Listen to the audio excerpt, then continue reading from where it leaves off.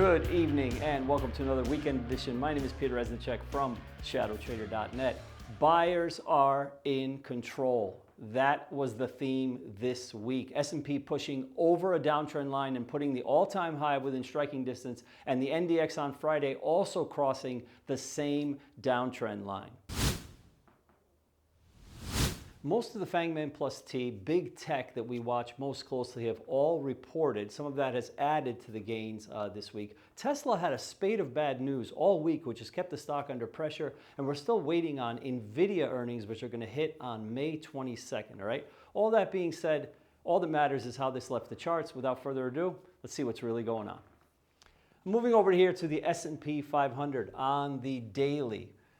We can see strong advance here over the course of the week, but the biggest technical event, which is most important, is of course the break of the downtrend on Thursday, which I believe is now putting that all-time high into play. 5264.85 is the level that I feel the market wants to go to. It's on that trajectory. We're close enough now in striking distance. I don't see why that couldn't happen potentially next week, so keep an eye out for that. Obviously, 8 EMA here. We talk a lot in prior shows about what I call the pinch, when that 8 comes up through the 21. That's a longer term bullish signal. As long as that 8 is trading below the 21, you have more of a choppy zone in the market. And once you start printing that shorter term exponential moving average above the longer term, obviously then you have more of a trend happening. You can see the S&P is moving higher. So barring any sort of crazy news or negative large event, something systemic or whatever, I think the S&P has a good chance of pushing to that all-time high next week.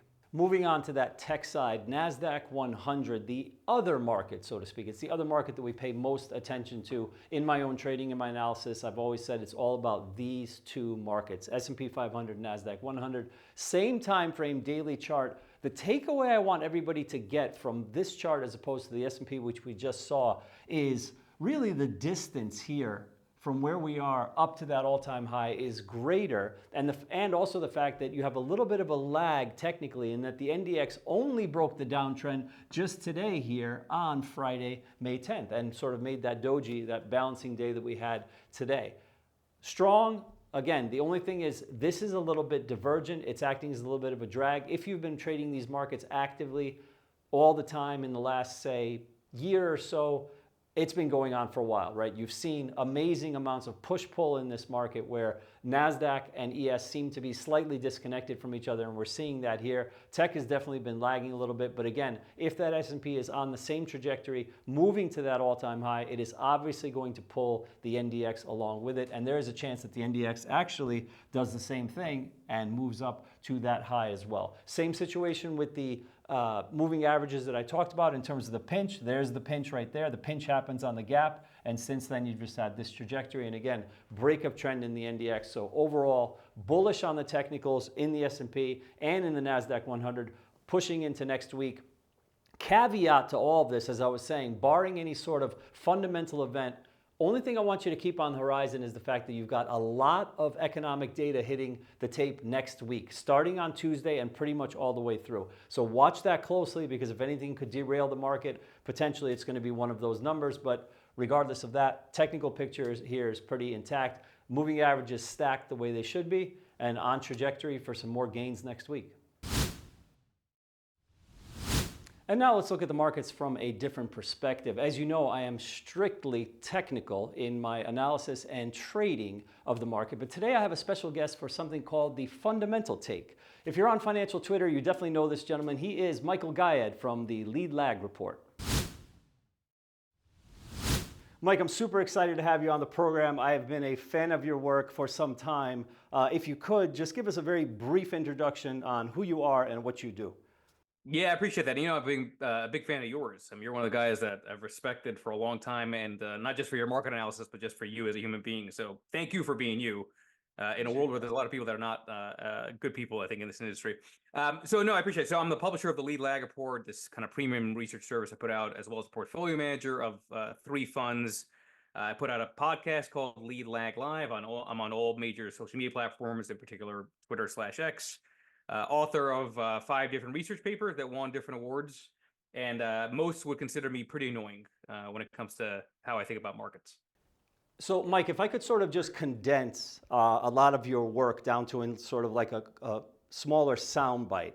You look at relationships between different markets, such as like it could be lumber to gold or S&Ps versus utilities or various durations of treasuries. And that gives you an overall sort of bias in the market that's either risk on or risk off, if I have it correct.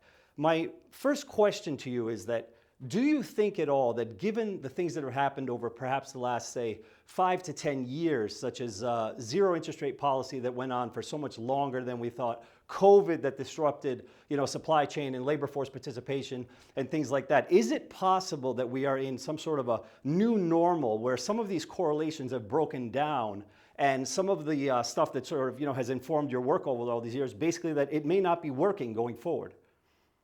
All right, so let's take a step back because there's a lot to unpack there, which I think is really interesting to kind of think through. The framework for me around risk on, risk off is not about direction when it comes to risk assets. It's about volatility conditions changing. So risk on means lower volatility. Risk off means higher volatility, right? It's really about the volatility framework more than anything else.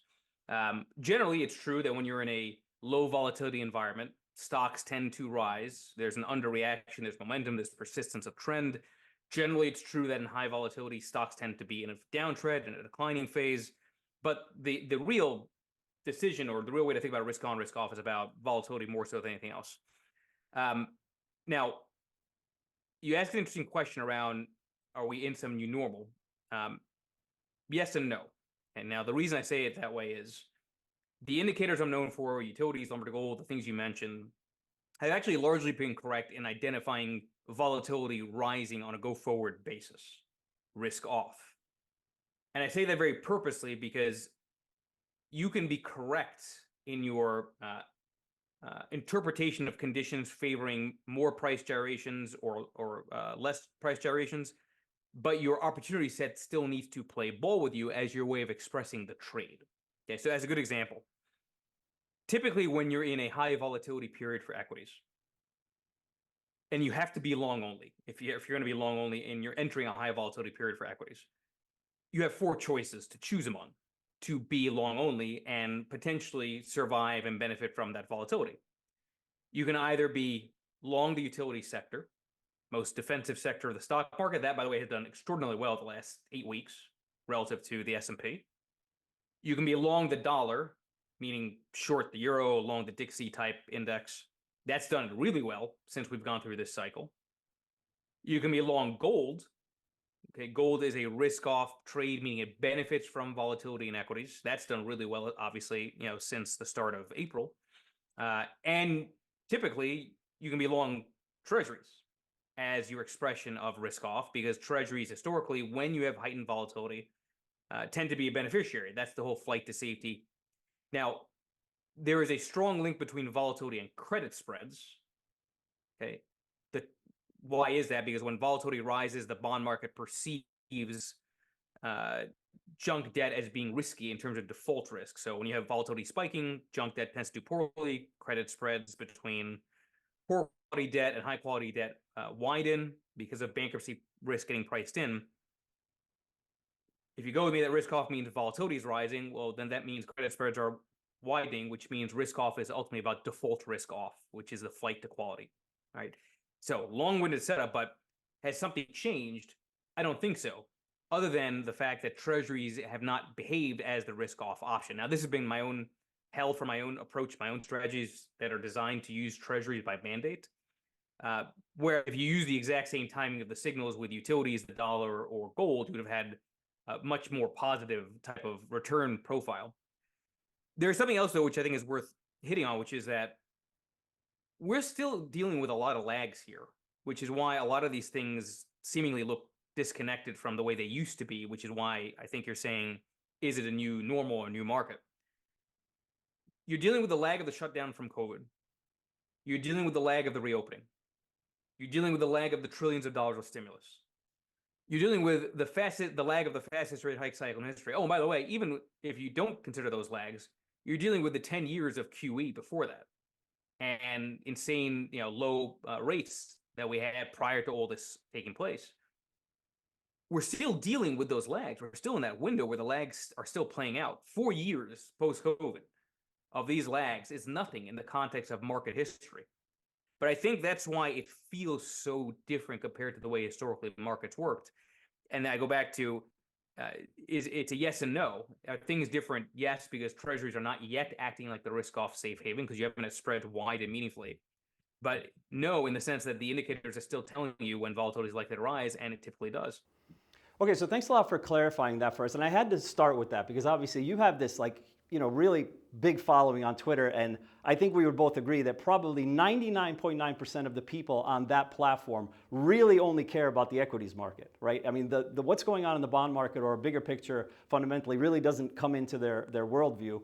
And that's just the situation we've been in, that no matter what, it seems like every dip is bought, equities just keep going, and we're very close to all-time high in the S&P, and just like nothing seems to matter. So that's why I thought that was a great part for us to start, so that we can sort of establish, are these correlations broken down, or is it just, as you say, potentially there's just a lagging effect because of all the things we've been through recently with COVID, et cetera.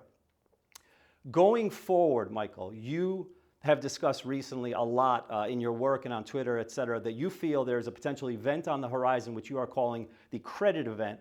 And if I understand correctly, has a lot to do with something very interesting that's happening in Japan currently. And I want to know if you could elaborate a little bit on that relationship of what's happening with the dollar yen and the potential credit event in the future and how that could possibly play out.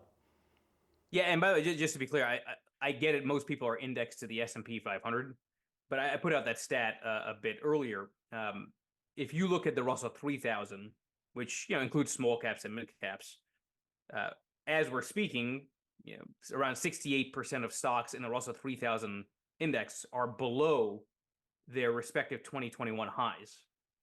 If you look on an after inflation adjusted basis, 78% of the Russell 3000 index is below the inflation adjusted 2021 high. The S&P 500 is below the 2021 inflation adjusted high. So yeah, it feels like markets are in quotes going up, but the reality is the vast majority of stocks beneath the surface have not at all. It's actually one of the most deceptive markets, bull markets, if you want to call it that in history. I've called it a concentration bubble and bear market and everything else, right? So it's a nuance, which I think, to your point, most people on social media don't seem to want to even consider, but it's actually really important from an active management perspective. Okay, so I've been on this credit event thesis since the start of January of last year, 2023. When I said back then, I expected 2023 to be a melt-up year because pre-election years are historically the strongest. But I thought there would be the risk of a credit event, a dislocation, towards the end of 2023 on the lagged effects of the fastest rate hike cycle in history. You had a moment there where it looked like it could have happened. It didn't, obviously. But in August of last year, I made the argument that the spark for a credit event, which is just a fancy way of saying a VIX spike, a dislocation where credit spreads widen, risk off, conditions are there. I said in August of last year, I thought the spark for that would be Japan, which sounds a little strange. It's like, what in the world does Japan have to do with anything? So this goes to this concept called carry trade. Okay, so what is the carry trade? Basically, the carry trade is the idea that because Japan has had negative rates effectively and incredibly cheap financing for such a long time, and because money moves everywhere throughout the globe, there have been plenty of borrowers of Japanese money, effectively, basically getting it for free as far as the interest expense, that have then deployed that as leverage in other parts of the globe to get some return, to make a differential return on that. So I'm in the US, I want to borrow really cheaply. I'm going to go to Japan. I'm going to get that money from Japan. Now, when I get that money from Japan, I'm borrowing it in yen and then converting it in dollars. So now I have this leverage, which is really cheap, but I have this currency risk that I'm exposed to. Now, if the yen is dropping, as it has been, me as the borrower, I like that. Why do I like that? Because the yen weakens means I don't have to spend as much money to pay back that set loan on the currency conversion. That actually helps my total return profile. What happens, though, if the yen accelerates or if the yen advances in a very substantial way? Well, now as the borrower, I have to be worried about the currency conversion hurting me, okay, to pay back that loan that I got from Japan. The question then becomes, why would anybody be worried about the yen rallying? Okay, because if the yen rallies and I'm worried about that currency conversion hurting me as the borrower of that capital, then I may want to sell those AI stocks I use with Japanese capital to not have to deal with that risk of the currency conversion hurting me. And if all kinds of investors start doing that against their risk assets, that creates a reverse carry trade, meaning a repatriation of funds back to Japan, and it creates forced selling and maybe even a margin call because of that borrowed money that now at the margin is selling what it was then invested in. Why would the yen start to rally? Or what is the risk here? Why is there a very real chance that the Bank of Japan will panic to try to save the yen from its current downtrend? Because Japan imports all of its oil. Right? Post Fukushima, they don't really have as many nuclear reactors as they used to, so their energy production is largely coming from importing oil, which is denominated in dollars. So if oil is going up in dollars and the yen is weakening, then sitting in Japan, when you're importing that oil in your weak currency, now the price of oil has actually skyrocketed. It's a double whammy. Oil is going higher in dollar terms. Oh, and now the yen is weakening against the dollar. So there's this interesting scenario now where if they don't step in to try to prevent the yen from free falling further, and there's a lot of short positioning on the yen, they have an energy crisis, for a major part of the global economy. They can't control the price of oil. They can somewhat control their currency. And if they cause an engineered short squeeze in the yen, that's what sparks the selling of assets globally. So I know it sounds complicated, but at the end of the day, it's really about the idea that cheap capital comes from Japan. It's unhedged against the currency. Weak yen, you like it as the borrower. Strong yen, you don't. And it could cause all kinds of volatility if you end up having real intervention that causes the yen to strengthen meaningfully, which I think is going to come. And any idea on a time horizon?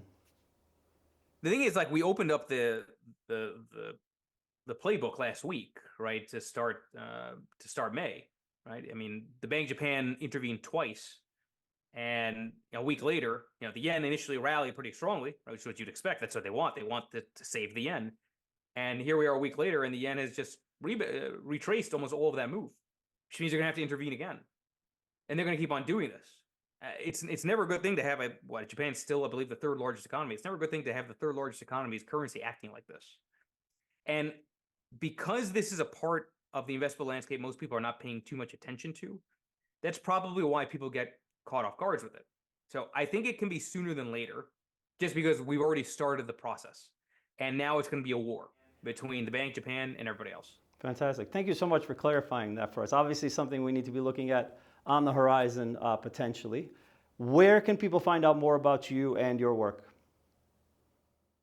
Primarily through Twitter/X, Instagram, YouTube, Threads at Lee Lagerport, as well as my own YouTube channel, and LeeLagerport.com, as well as LeeLagerport.substack.com. I am not a perma-bear or a doomer, despite what some basement traders would say on social media. This is a scenario that I laid out back in August. It's taken a longer time period than I thought, but I think the endpoint seems to be a high probability setup. Now, it'll be a good thing for traders and investors because you want dislocations to buy into. Right? It's like I always go back to you should want to see a credit event and a vol spike because some of the best returns come from either playing that or positioning right after it's done. So I'm just trying to bring attention to what I think is a scenario where people could maybe lose a lot of money, but also could be really opportunistic if you're looking for cheaper assets. Absolutely. Mike, thank you so much for coming on and giving us the fundamental take. We have to leave it there. I hope we see you again. Take care. Yeah, I appreciate it, Peter. Good stuff. Let's talk a little bit about market profile. And when I finish this segment, I think it is really going to illuminate what is specifically going on in this market a little bit under the hood and give you a little bit more nuance and color on the price action that we just showed on the big chart. It is far beyond the scope of this short show each week for me to delve into a very, very detailed description and analysis, explanation, if you will, of how the market profile works. So I want to just give you a very brief overview that'll help us to understand the chart I'm about to show you over here. Market profile is simply a way of looking at the market that takes into consideration the element of time as opposed to just price and volume. And in doing so, it charts the futures market. We usually use it on the ES or the NQ. I personally chart the ES every day using market profile. It charts it in a way that instead of just being very linear, instead of just two dimensions of you have an opening, a closing, and a high and low, it brings in that element of time by showing us in 30-minute periods how much time was spent at each particular price level. And that's why it's called a profile, because profile is something that you see sort of sideways, right? So it's a sideways look at the market, and that causes bell curve distributions that show you how much time was spent at each price level, okay? Now, given that you know how much time was spent at each price level, it forms patterns in these distributions, and these patterns have a lot of nuances that tell us an immense amount of very valuable information about the nature of buyers and sellers in the market, and most importantly, what time frame they are operating in. And thus you start to find out what types of players, momentum, longer term, medium term, are in the market and are controlling the situation right now. And that gives you, again, a lot of information on how things should progress going forward, okay? A perfect example of this would be if you have some item, like let's say a car, but not all different cars. Let's say it's just one specific car, they're all identical, and you are at an auction, and the cars are being auctioned off, and they're going on a conveyor belt right in front of you. But again, they're all the same. Let's just say it's a black sedan of some sort, a Toyota. They're all identical. People are bidding and trying to buy those cars. It's a two-way auction going back and forth. It's constantly bidding and offering against these cars. But the thing is that imagine if you were in this auction and you knew who in the crowd was buying the car to keep it and make it their daily driver and hold it for the next 5 to 7 years, and who in the crowd was buying the car in order to just flip it for a higher price the next day. If you knew that information, wouldn't it give you a much better idea of where you should be within the auction and how you should be reacting to the changing prices of the cars at any moment? I think that it would. And that's exactly what the market profile does for us when we chart it this way, telling us the different time frames that the players are active in, and it gives us a better idea of what's going on and helps me to formulate a bias. And that's why I write a report on this every morning, including a video. I have always said that that is the best way for new traders to interact with ShadowTrader right off the bat, because there's such a low barrier to entry. You can take the report for 5 days free, and it's also only $20 a month after that. So you can check that out here at the link below. All right, let's get over to the market profile chart, and I want to show you what's been going on just in the month of May in the context of these buyers and sellers of different time frames, et cetera, how they are acting, et cetera. All right, this is the market profile chart. Again, if it's all new to you, you don't have to get too deep into it. I highly recommend that you check out the work of a gentleman named James Dalton. You can look him up on the web. He's written a couple of books on this subject. He has one of the most important books called Mind Over Markets written on this subject that explains it very well. And again, I do write a report on this every single morning. I'm looking at the price action here only since May 1st. What you are looking at here are distributions, if you will, of the ES futures, which are the futures on the S&P 500, the E-mini futures, ES M24, which is the current front month contract.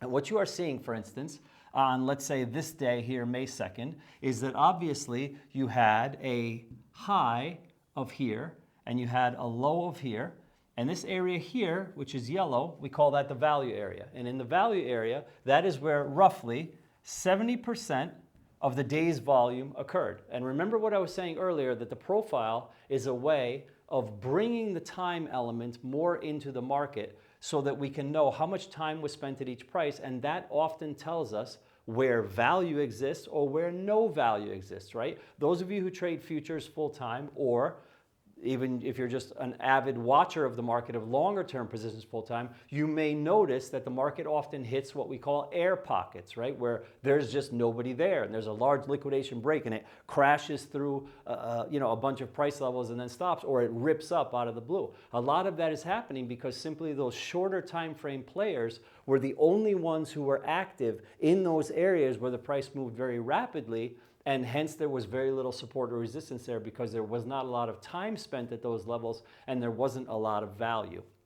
So let's look at some of the nuances just in this beginning of the month that I think are contributing to the bullish underpinnings and also are confirming for us that buyers are firmly in control. We can obviously see that in the price action that we just saw, but this is a deeper look under the hood that confirms it a bit more And you'll see where I'm going with this in a second when we finish this, why it's important to know this information.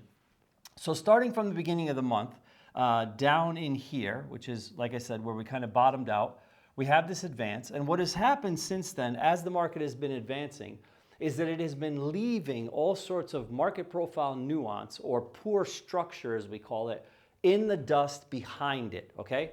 This is a sign that momentum buyers, more short-term oriented buyers, are very, very in control of the market. That cuts both ways.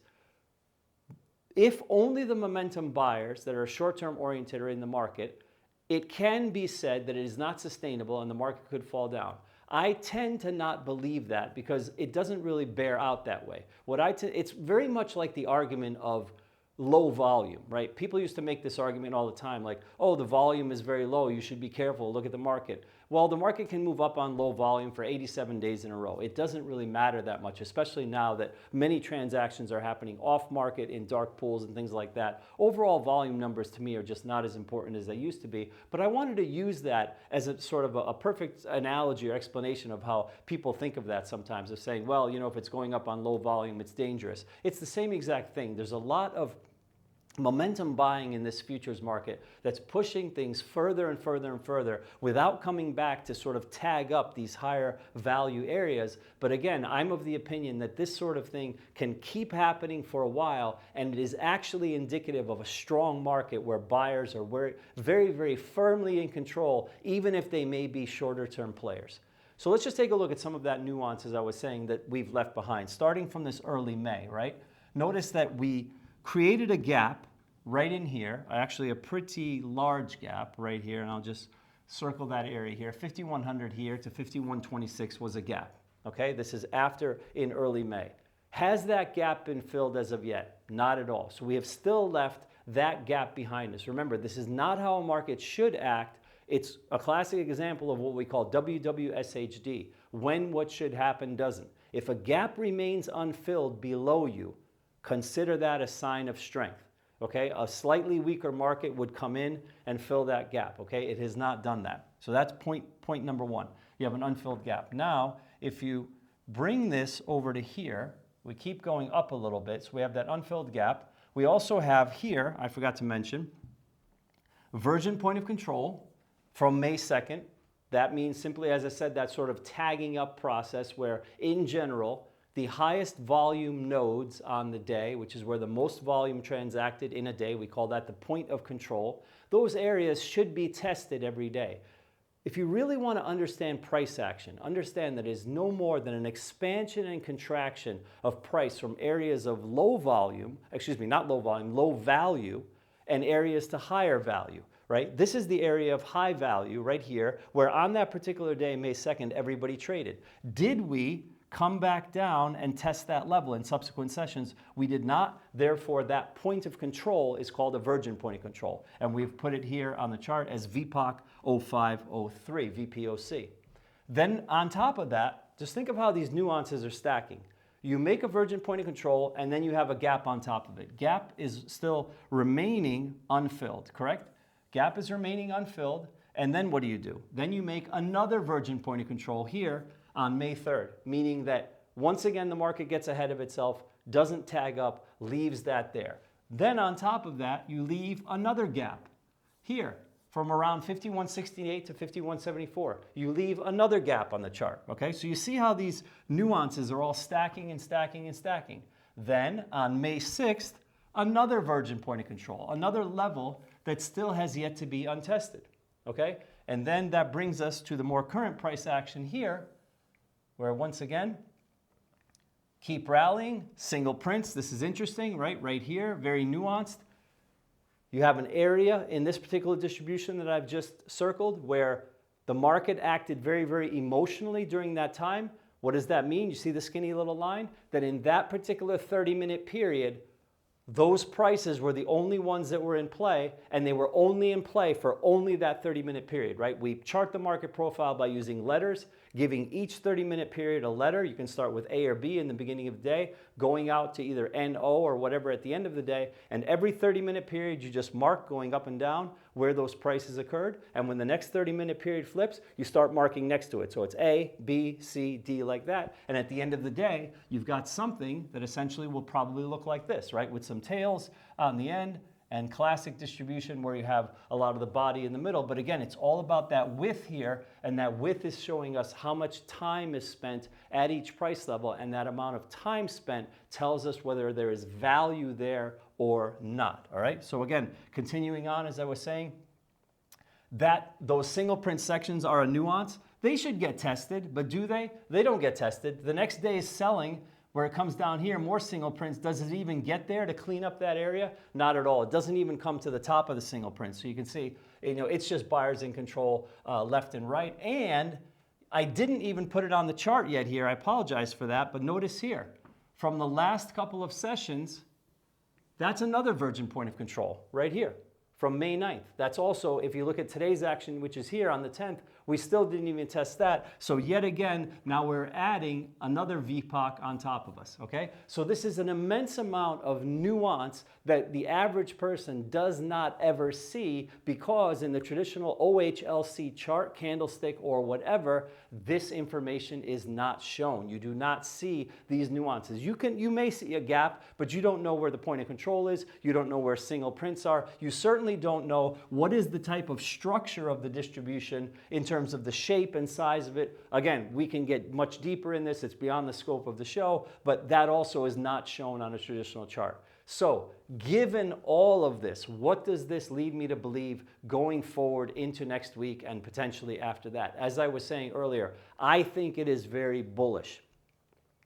When these virgin points of control, for instance, and unfilled gaps, well, let's just talk about the VPOCs. When these VPOCs stack up below us, we've only got what? I think we've got 3 so far, correct? It is less and less sustainable, or more importantly, increases the odds of a larger break. But again, at the same time, I don't want you to be scared of this market for that reason. It is also a sign of strength. A weaker market would meander around a little bit more and sort of come back and tag up those areas. It would potentially fill the gaps and then turn around, right? That's what should happen. Again, always think in terms of when what should happen doesn't.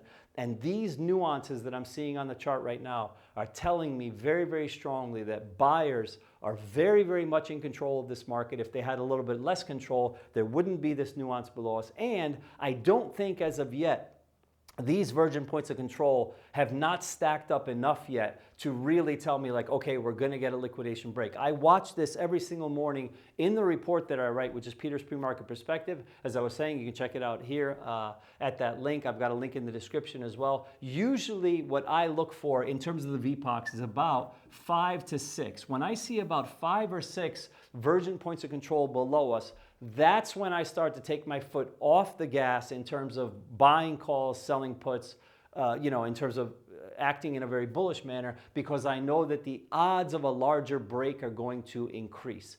And then when that break occurs, whether you're trading futures or equities or options, it doesn't matter. What happens with this particular nuance, all these levels here that haven't been tested, some of them are going to get tested, and more importantly, you now have very clear, specific targets to shoot for on the downside when that turn occurs, okay? You can get a short off somewhere up there, and then it doesn't leave you hanging of like, oh, well, where do I cover it, right? I mean, we've gone up so much. A lot of people cover their shorts too soon or whatever. They don't even realize that you haven't even yet taken back any of the structure. So let's just say that happens. We start stacking the VPOCs more. We go to that all-time high. Maybe we get to 5, 6 VPOCs in the market.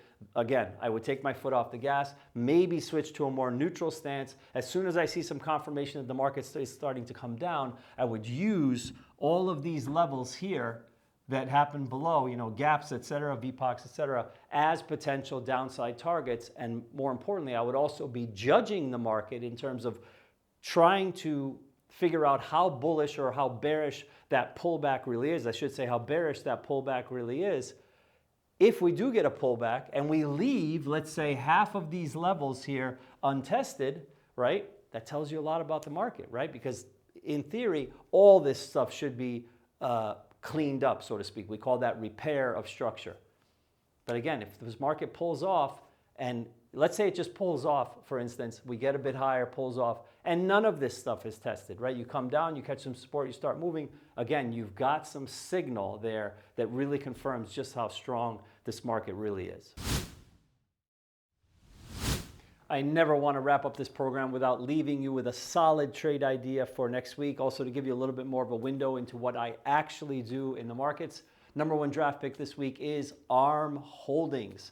Makers of AI chips, basically. These stocks are very popular, as you know right now, running with everything that is AI. But of course, what's more important is, of course, what's happening on the chart. Let's head over here to the big screen and check out ARM on the daily chart. So the first thing I want to point out to you is the stock has been very, very strong over the month of February. And since then, it's cooled down a lot. And when it was really strong, it left this very large earnings gap on the chart. And this is important because we're going to talk about that in a second. When things were cooling down a bit, you had this drop here. It makes sense because you lost this key 120 support, big move down.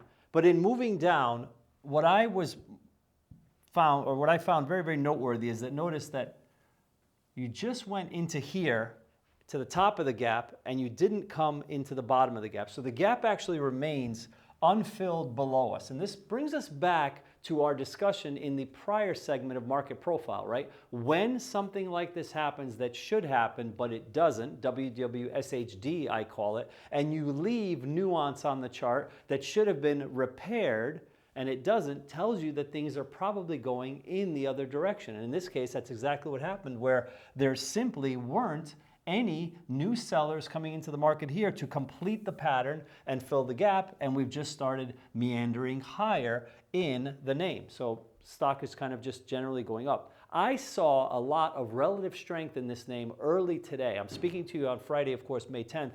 We had some corrective activity early in the day. If you're watching closely today, you know that we had what we call a pop and flop, gap up to the upside, and then we came in a bit, filled that gap, and then found some acceptance within the prior day's range as well, right? While all that was happening, ARM was actually rallying and not pulling back at all. So that told me right off the bat that there was a lot of relative strength. So my play here is that I believe that ARM is now going to complete this move here up to this resistance of this 120 area. I know that that's going to be a tough spot for the stock to sort of grind through because it is a prior low. Obviously, we see how many times we caught support there. But don't forget, again, and this is why I'm so happy that we spent a little bit of time together on market profile, those areas of higher value act as magnets. Remember, the market doesn't like gaps. The market doesn't like areas where there's low value, where it hasn't traded before or hasn't traded before in a meaningful manner, meaning spent a lot of time there. But you can't argue with the fact that a lot of time was spent here. This is value. This is where traders are deeming price to be fair at this 120 level. And that's also the reason why I believe we have a good chance of being pulled up to that level pretty soon. So I am currently long ARM right now, and I'm going to show you exactly how I'm doing it, what is my particular position here as far as ARM is concerned. Let's head over to the monitor tab, and I will just open this up a bit. This is ARM. My trade right now is a ratio spread. I always like to be what I call net short. I believe that that is one of the holy grails to short-term options trading. And to be honest with you, my results in the weekly options advisory, which are many, many years of almost always being at the high water mark for profits, profitable year after year, I think it bears that out, right? This is essentially what I do week in and week out, is I create structures that I call net short, where I can put on directional bets for as little debit as possible, so that if I'm wrong or the market goes sideways, my losses are much smaller. So in this case, it's a similar situation where I've got ratio spread on, which simply just means that I'm long one and short the other above. Where do I want to be long? Obviously at the 110 strike where we are, but I would never buy such a close to the money call without selling something against it, because as you know, you would be paying the greatest amount of extrinsic value, and that just doesn't make any sense, right? So I'm a buyer of the 110 calls here, but I'm also a seller 2 times, as you can see, here's the structure, 2 times of the 120s, and what that's doing for me, it is allowing me to get this 110 call for a net cost of about 143 to about 155, with a couple of prices that I paid in the weekly options advisory. I believe our official call was my first entry here at about 143. So everybody that's with me in the advisory, that's our cost.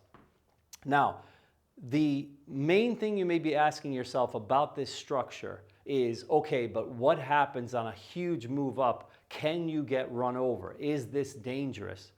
Yes, of course, there is some upside risk, but you have to think of this in terms of simple math, that there is not as much upside risk as you think. The worst case scenario is that this technical chart move that I'm talking about is going to happen sort of overnight, let's just say, and we go to the 120 immediately on Monday, meaning that my 110 calls would then be deep in the money by $10, and I would have 120 calls at the money, which obviously will explode in value. And as price goes a little bit higher, as you know, where does my risk really start? My risk doesn't start until 130. So this is really a good bet to have on, because think about it. What are the odds that we could not only shoot up here, like in a couple of days, go through all of this resistance of the prior low and grind through it and go over 130, which would put me in a loss situation? Probably very, very little. Obviously, they've already reported. There's no earnings risk.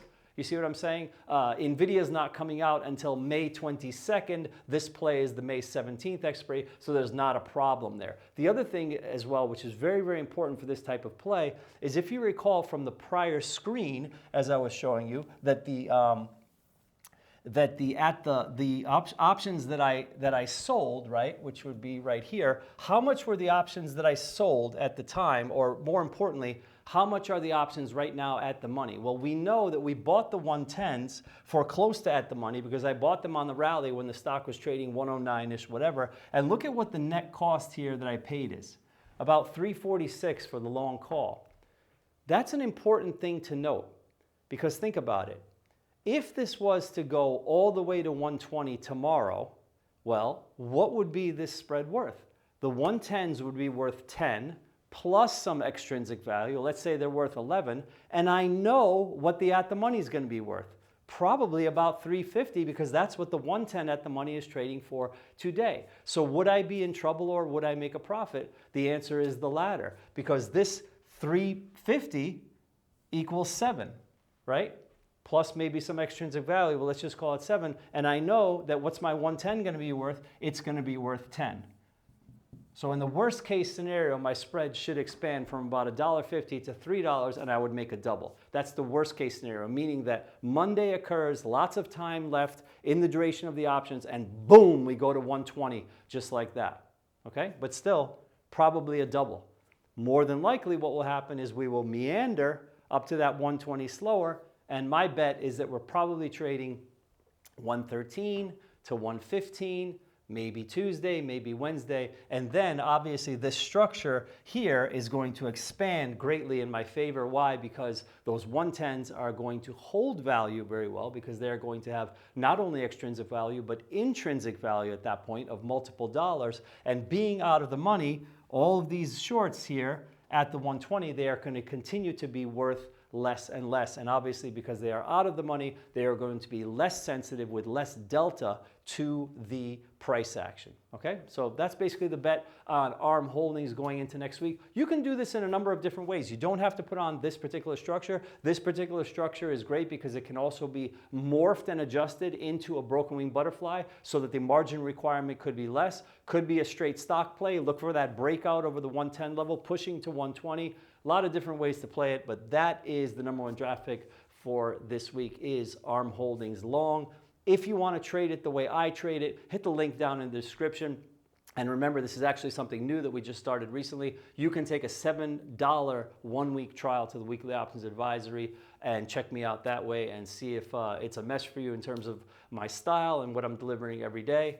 and then we can move on from there. So hit the link down in the description. Again, ARM Holdings is the #1 draft pick this week. And that's our show for today. Thank you, as always, for spending a little bit of your weekend with me. I really appreciate it. Let's just recap a little bit of what we discussed on the program. The tone is decidedly bullish out there. Buyers are in control. As I said, that's really the phrase to me that just encapsulates the whole thing. We looked at technicals, we looked at the market profile. Everything is pointing to these buyers being in control. S&P 500 has crossed the downtrend and now has the all-time highs within reach. NASDAQ 100 has also crossed the downtrend, but feels like it needs to do a little bit more work to kind of definitively break that. But with strength in the S&P, it should pull that market forward as well, all right? Next week is going to be a very busy week in terms of economic data. So if there's anything that could derail this market potentially, it might be that, all right? I want to give a sincere thanks to our special guest today, Michael Gayed from the leadlagreport.com, who helped us with the fundamental take. And if you enjoyed this program, please hit the like and subscribe buttons below because it does help the channel, all right? Be safe out there. Coming at you live from beautiful Los Angeles, California. As always, I wish you good trading and good night.